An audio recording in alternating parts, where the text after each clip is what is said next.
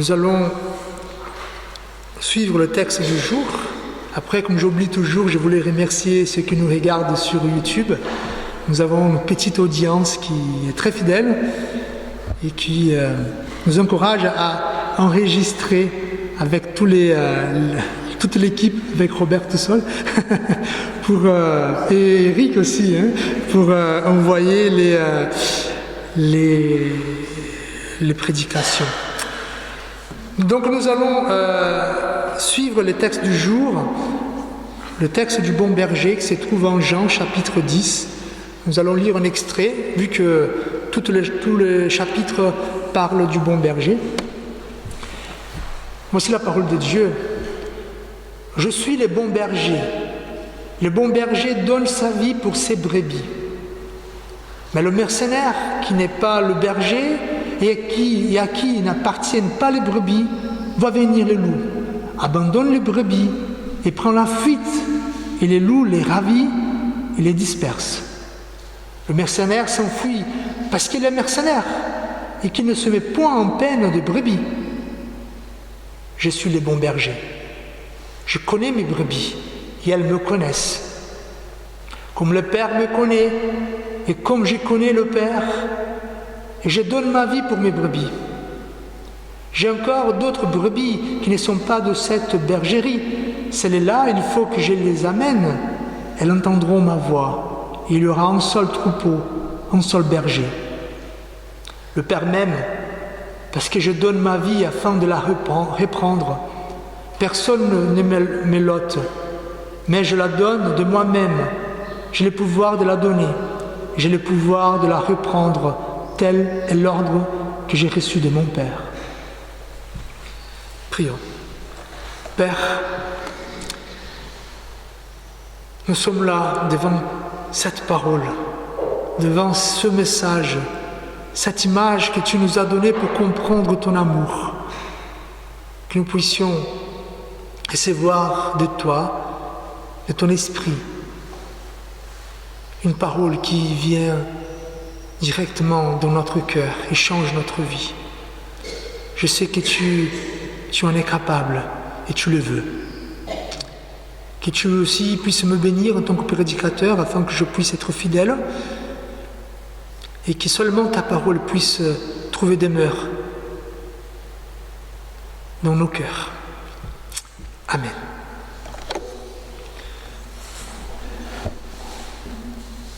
Voici ce texte célèbre. Nous pouvons trouver maintes possibilités d'application. Mais je voulais faire une réflexion concernant le bonheur. Le bonheur est une question fondamentale, même une obsession dans nos jours et dans l'histoire de l'humanité. Le bonheur est toujours au centre des discussions philosophiques, mais même dans le petit geste du quotidien. Qu'est-ce que je vais faire aujourd'hui? Qu'est-ce que je vais s'aimer pour récolter le bonheur? Même chose qui nous vient toujours. Le bonheur, ce n'est pas quelque chose qui nous tombe dessus. Il faut le chercher, il faut le poursuivre. Alors, comment trouver le bonheur si nous ne savons même pas qu'est-ce que c'est le bonheur? Pourquoi? Parce que quand on essaye de le définir, c'est vrai que le bonheur il est subjectif. Le bonheur pour moi, ce n'est pas forcément le bonheur pour vous. Ça veut dire, pour moi, peut-être le bonheur se trouve dans l'union de la famille. Pour d'autres, le bonheur se trouve dans les succès du métier. Peut-être pour d'autres, le bonheur c'est la découverte, c'est des voyages. Pour d'autres, c'est la liberté, les amitiés. C'est vrai que chacun a une définition du bonheur. Et c'est vrai que parfois, on peut se dire c'est bien, mais c'est encore subjectif. Et si, à un moment donné, on arrive à définir ce qui est le bonheur, il y a un autre problème.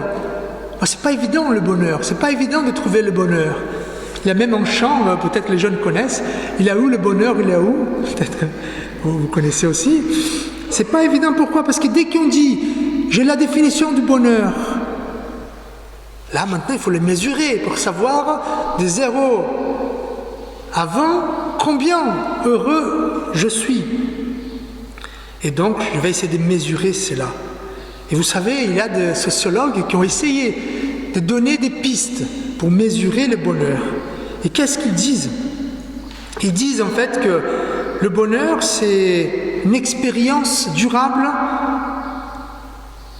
des émotions positives, avec une absence de souffrance. Voilà. Donc, si vous voulez mesurer le bonheur, peut-être que vous avez dit « j'ai trouvé le bonheur, Fabio ». Alors, est-ce que vous voulez savoir si vous êtes bien heureux ou pas beaucoup heureux? Voilà, il y a cette formule-là, des expériences positives sans souffrance. Et là, on peut penser, un exemple, on peut penser au mariage. Combien de gens se marient, ils disent « voilà, j'ai trouvé le bonheur, mon mariage. J'ai plein d'expériences positives, aucune souffrance. » Après quelques années, qu'est-ce qu'on éprouve? Moins d'émotions positives et beaucoup de souffrances. Et c'est là qu'on pense, on n'est plus dans le bonheur. Donc il faut partir. Alors voilà. Donc nous pouvons conclure, pas la prédication, mais cette idée du bonheur, en fait, le bonheur, il faut le poursuivre, il faut le préserver. Mais aussi, le bonheur n'est pas un bien commun, il est personnel, il est subjectif pour chacun. C'est propre à chacun. Mais aussi le bonheur, il évite les souffrances et cherche des sentiments de bien-être individuel. On pourrait dire, c'est bien cela, voilà, il n'est pas un problème. Mais attention. Et cela tient souvent parce que nous avons un problème là, c'est un danger quand on y pense comme ça. Pourquoi? Parce que la quête du bonheur peut devenir une course effrénée, un jeu de compétition où l'on met notre propre vie.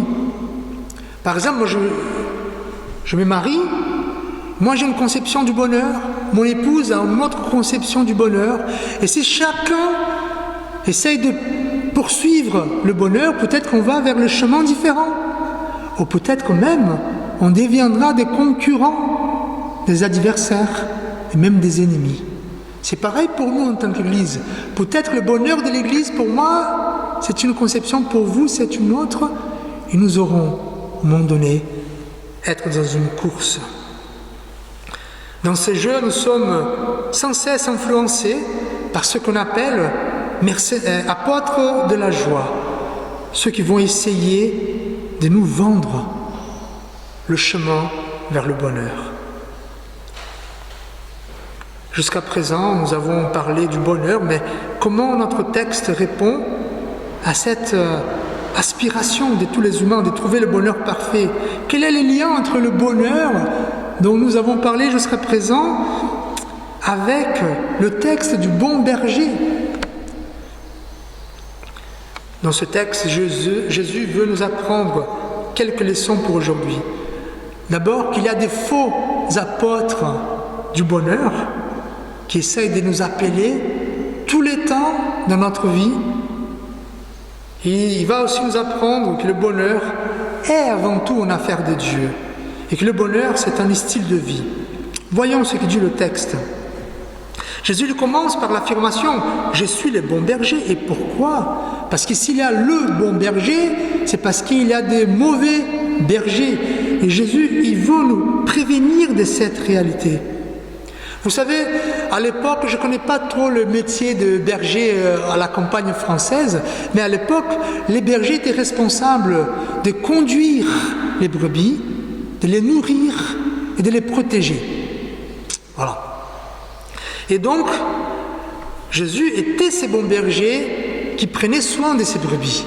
Et ce n'était pas seulement pendant des horaires précis, c'était toute la journée. Et donc, Jésus est en train de dire qu'il y a des faux bergers. ce qu'on appelle de apôtres du bonheur. C'est des gens qui vont essayer d'attirer notre attention. Pourquoi faire? Pour nous conduire, pour nous nourrir et pour nous protéger, entre guillemets, avec l'excuse de dire « j'ai la clé du bonheur. Si vous me suivez, vous allez trouver le bonheur. » Alors, Jésus est en train de nous avertir. Il y a beaucoup de choses, beaucoup de gens qui prétendent vouloir notre bien. Des voix qui cherchent à s'occuper de nous, prendre en charge notre bonheur, en nous promettant une vie heureuse. Dans notre existence, bien des choses, sous différentes formes, prétendront nous offrir la joie, vont prêcher le bonheur, ou même nous le vendre. Imaginez-vous dans un marché. Moi, j'ai jamais vu ça au Mas d'Asile, mais au Brésil, quand on va au marché dans la rue, il y a des gens, de marchands qui essayent de vendre leurs produits, qui crient « Voilà, achetez mes tomates sont plus rouges. » Je ne sais pas si ça existe en France, mais imaginez, vous êtes dans un marché, il y a plein de marchands qui essayent de vous convaincre d'acheter leurs produits. Ils vont crier, ils vont faire des promotions, ils vont vous enchanter. Et voilà la vie de tous les jours. Des gens de tout type, de tout genre, qui vont essayer de vous vendre le bonheur. Les sociologues appellent ça les apôtres du bonheur. Mais Jésus va appeler ces gens-là des mercenaires. Les mercenaires, ce n'est pas en termes péjoratifs. C'est juste pour décrire ceux qui essayent de nous vendre le bonheur.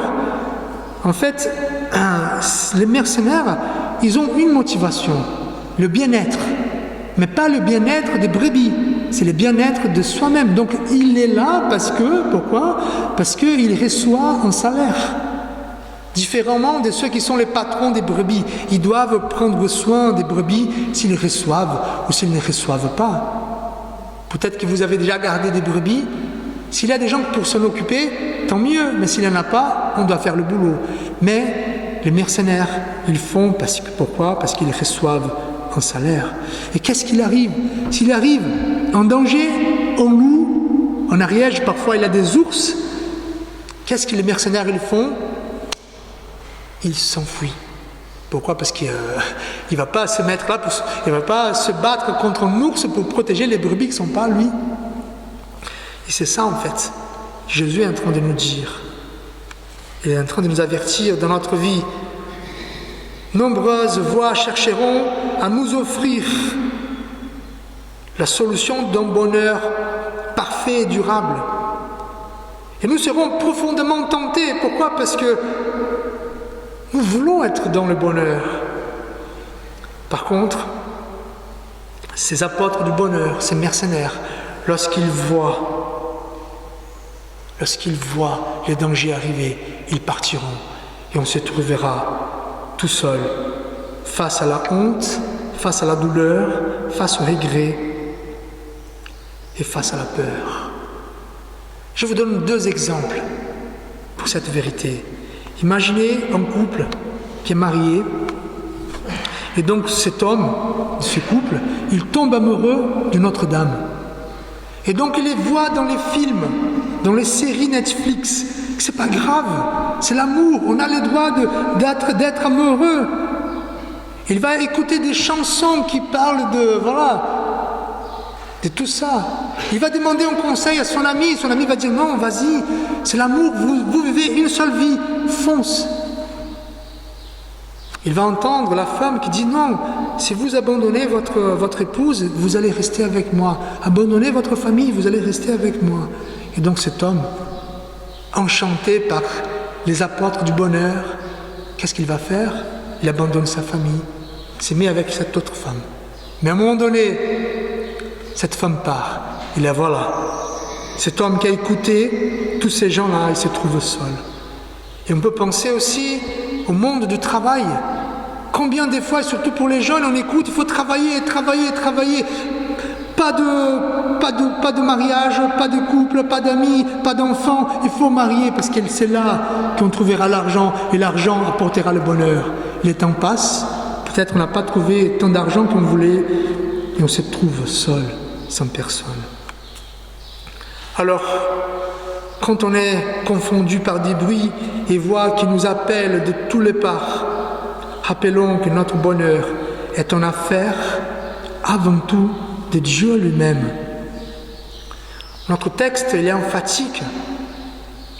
Jésus, il est emphatique, il dit qu'il est le seul et le vrai berger qui peut véritablement s'occuper de notre bonheur, qui peut s'occuper de ses brebis.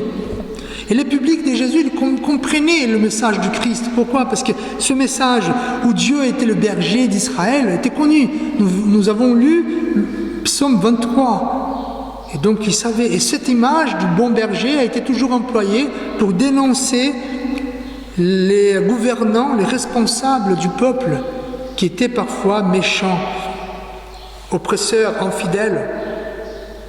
Et c'est ça qui s'est passé dans les contextes ici.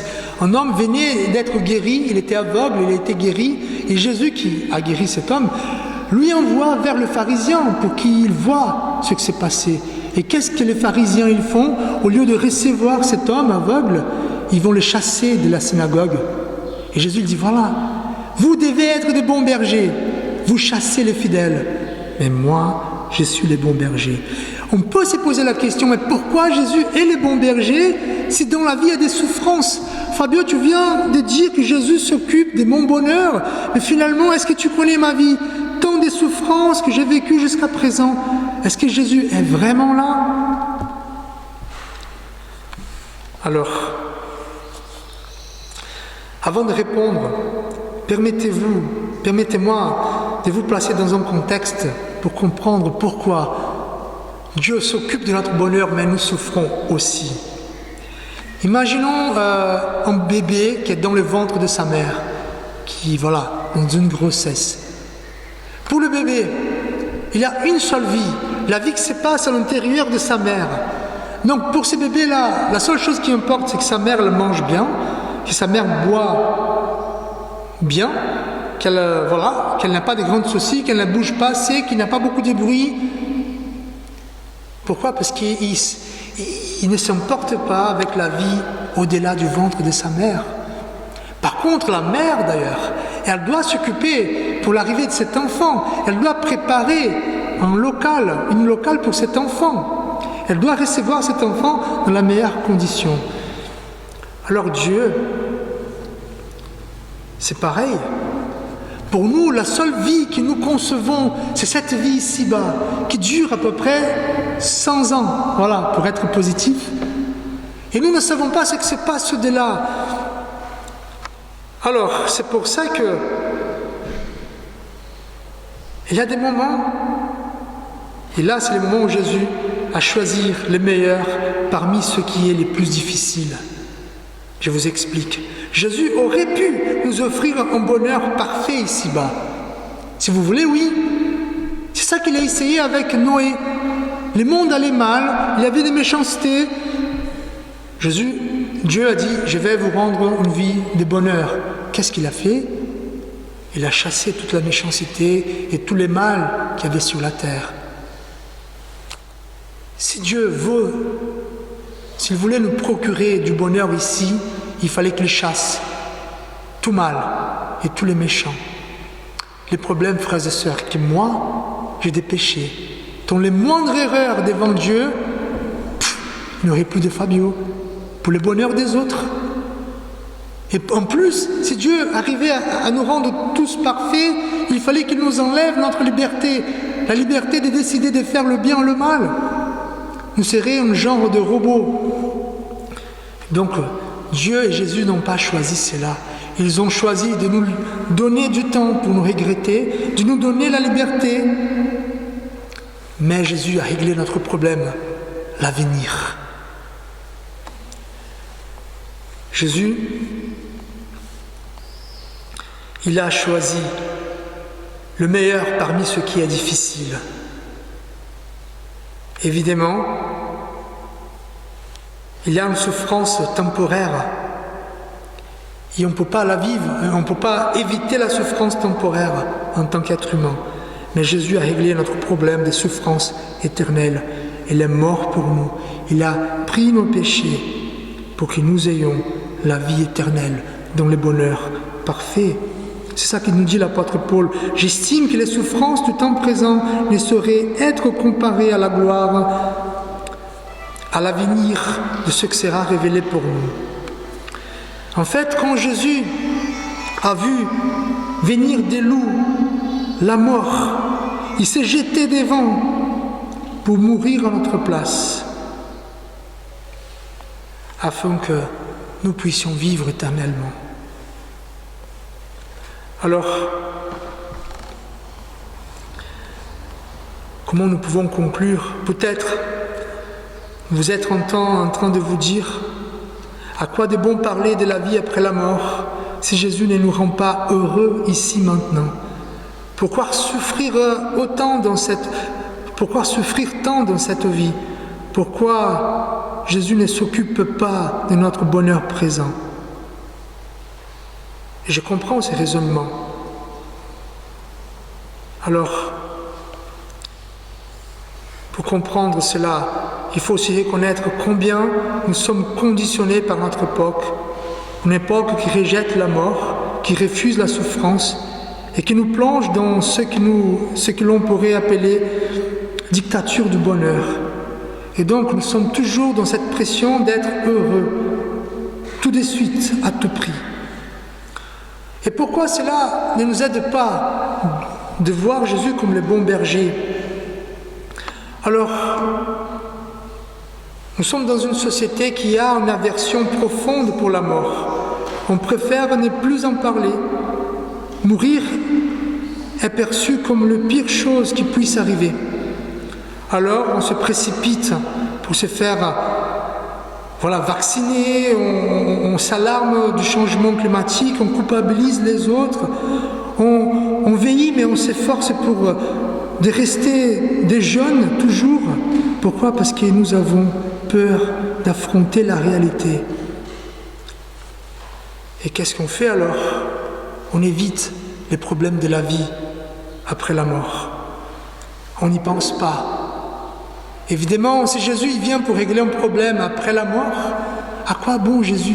Jésus, il est bon s'il vient pour régler mes problèmes aujourd'hui. Il y a un autre problème qui s'y rajoute, c'est cette dictature du bonheur. C'est quoi ça? C'est en fait, il faut que nous soyons heureux, sans souffrance. Mais pas demain, aujourd'hui. Donc, nous sommes influencés pour cette dictature qui nous dit tout le temps, surtout les jeunes qui sont vraiment affectés, cherchez votre bonheur là, maintenant, n'importe le prix. Alors,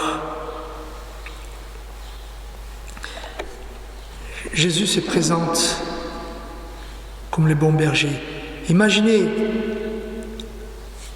les jeunes aujourd'hui qui sont en train d'écouter, soit par le portable, sur Internet, à la télé, tout le temps. Cherchez la joie, cherchez le bonheur. Fais tout ce qu'il faut pour les trouver. Et Jésus, quand il présente en tant que bon berger, ce n'est pas simplement une image spirituelle, mais une réalité profonde et personnelle pour nous aider à marcher avec lui. Et ce n'est pas une image simplement pour nous calmer. Non, qu'est-ce qu'il dit Jésus? Moi, je suis le bon berger, je connais mes brebis et elles me connaissent, tout comme le Père me connaît et je connais le Père. Je donne ma vie pour mes brebis. Jésus est en train de dire qu'il nous connaît comme Dieu le connaît. C'est une connaissance intime et profonde. Il veut marcher avec nous. C'est ainsi, frères et sœurs, face à un monde qui vous pousse à chercher sans fin un bonheur insaisissable, Jésus vous propose bien plus: la paix, la vérité, la vie éternelle. Alors pourquoi rester prisonnier de ce cercle vicieux, de chercher le bonheur, d'écouter les apôtres du bonheur? Pourquoi continuer à chercher ailleurs ce que seul le Christ peut réellement nous offrir. Lui seul a donné sa vie pour nous. Lui seul peut vous conduire vers un bonheur véritable et durable. Par contre, il faut oser. Il faut lui faire confiance. Il faut un acte de foi. Dieu s'occupe de nous. Mais il faut que nous écoutons la voix du bon berger. Je vous invite à la prière. Seigneur notre Dieu, notre Père, nous sommes immergés dans un monde qui nous promet la joie, le bonheur, le plaisir. Et c'est vrai, c'est un désir humain de vivre de bonnes choses. C'est une condition. Mais Seigneur, il n'y a que toi qui peux satisfaire cette soif du bonheur et que nous puissions trouver en toi, Seigneur, la source de toute joie. Jésus-Christ est notre berger et il nous conduit. Que nous soyons fidèles à lui, fidèles à notre bon berger qui nous amènera vers le vert pâturage, vers les eaux paisibles, qui nous protégera. Aide-nous, Seigneur, à trouver le bonheur dans le petit moment de notre vie avec Jésus-Christ et avec toi. Amen. Lundi et mardi, les visites pastorales. Si vous souhaitez une visite pastorale, n'hésitez pas à venir pour qu'on puisse discuter. Donc jeudi, culte à la maison de retraite. Oui, c'est le jour férié, mais on le fera quand même, sauf si à la maison de retraite ils ont dit quelque chose. Voilà, apparemment non, mais on fera en tout cas. Vendredi, l'étude biblique et projet de musique. Samedi, il y aura l'assemblée générale à Rio-Bache, le 10, pour ceux qui sont de Rio-Bache. Et dimanche prochain, il y a le repas fraternel et l'école biblique. Donc j'espère bien que les enfants qui sont là aujourd'hui puissent être là la semaine prochaine. Et pour ceux qui n'ont... Comme nous avons eu un problème d'annoncer le repas fraternel le mois dernier, donc que vous puissiez être nombreux pour la semaine prochaine. Peut-être on va manger dehors, parce que peut-être qu'il fera bon. Donc ça sera super. Je ne sais pas si... on verra. Comme dit l'expression, on met, on fait, c'est complet, c'est ça, c'est qui nous plaît. Pas vraiment. En avril, comme on dit le dicton là. Oui, c'est ça. Mais pas tant que ça. Alors, on va prier. Prions déjà pour tous ceux qui ont perdu quelqu'un, tous ceux qui traversent le deuil. Il y a dans notre paroisse et aussi ceux qui sont malades. Prions. Seigneur, notre vrai et bon berger, souviens-toi de tes enfants qui vivent encore dans cette vie, qui se battent, qui persévèrent, qui souffrent, qui sont découragés. Mais toi, tu peux souffler ton esprit sur chacun d'entre nous afin que nous soyons encouragés par ta grâce. Nous avons besoin, Seigneur. Tu connais le monde et tu sais qu'il est difficile. Seigneur, nous te prions afin que tu te souviennes de nos amis, de notre famille, de ceux qui nous sont proches, ceux qui ne te connaissent pas encore et qui nous aimeront tant qu'ils pensent à toi, qu'ils arrivent à croire en toi. Nous prions aussi pour ceux qui sont malades, qui ont des impossibilités, qui ne voient pas, qui n'ont pas l'espérance pour leur avenir. Nous prions pour ceux qui sont isolés, qui n'ont personne avec eux, ceux qui ne peuvent pas bouger. Père, qu'ils trouvent ta paix, qu'ils trouvent aussi notre présence. Et Seigneur, nous voulons prier la prière de Jésus. Notre Père qui es aux cieux, que ton nom soit sanctifié, que ton règne vienne, que ta volonté soit faite sur la terre comme au ciel. Donnez-nous aujourd'hui notre pain de ce jour. Pardonnez-nous nos offenses, comme nous pardonnons aussi à ceux qui nous ont offensés. Et ne nous laisse pas entrer en tentation, mais délivre-nous du mal, car c'est à toi qu'appartiennent le règne, la puissance et la gloire, pour les siècles des siècles. Amen. Je vous invite à vous lever pour l'exhortation et la bénédiction de notre Dieu.